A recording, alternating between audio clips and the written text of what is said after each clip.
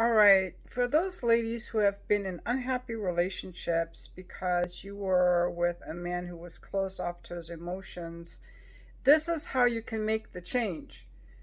To start feeling attracted to men who are actually able to be vulnerable and who are whole humans, because a man or a woman who was traumatized in childhood and shamed for having feelings is cut off from their feelings. So they're not a whole person.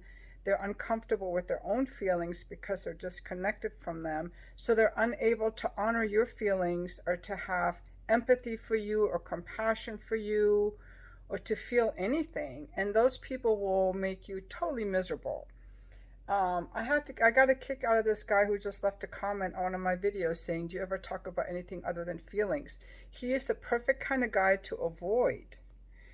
This is how you start getting into better relationships. You start being a whole person yourself. The more I am connected to my feelings and I expect you to care how I feel and care about me, I'm going to share my feelings. And the moment that I see that you're not interested in them or brush me aside or make me wrong or judge me, you're out. We have to change our expectations and start going for different kinds of men.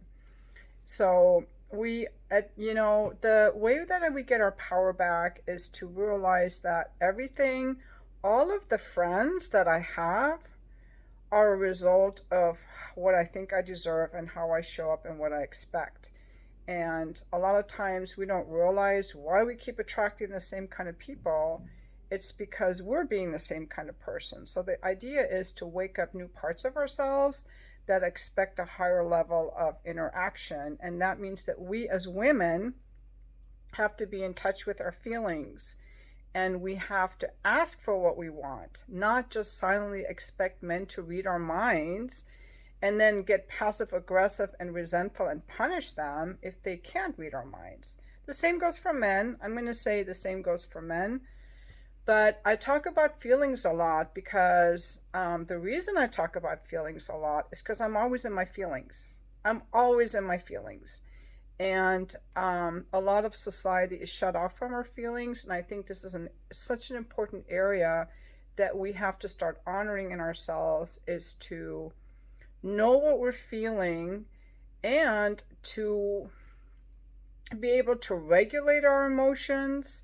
There are a lot of people who feel things, but they feel things that are detrimental to everyone around them.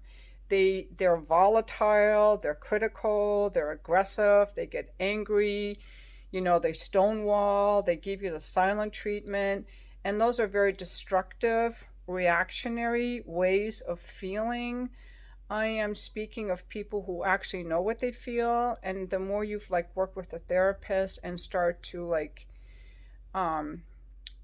work on these wounded parts, you don't have to be reactive. I mean, I know years ago I had a friend who said, I'm mad at my husband for so many things, and I said, well, you got to tell him. You guys had to have a discussion. She said, I can't because I'm afraid once I start, I'll just boil over and I'll start crying and I'll get really angry and I will totally lose control. So to the extent that people are afraid of expressing what they feel, what they want, what they need, it just doesn't go well. Yes, I'm always in my feelings. I'm always in my feelings, and yes, for sure.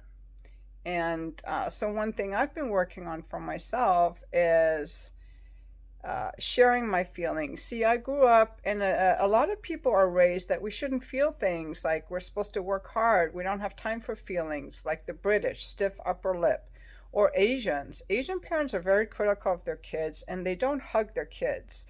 A lot of Asian men have told me, Japanese and Chinese, that they had no affection growing up. They were just supposed to work hard, and nothing they did was ever good enough. And their parents believed that this kind of parenting would help their kids be successful.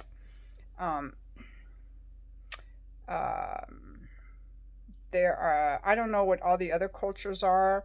Oh yeah, Middle Eastern parents often, the men are not allowed to have feelings either. They try to get what they want, not by sharing and making requests, but through control, through violence and control.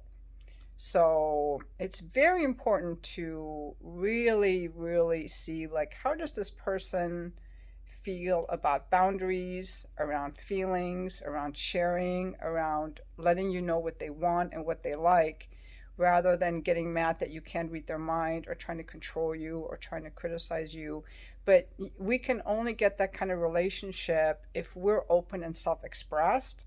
And if you think that sharing your feelings will scare someone away, good, because those are the guys we don't want anymore.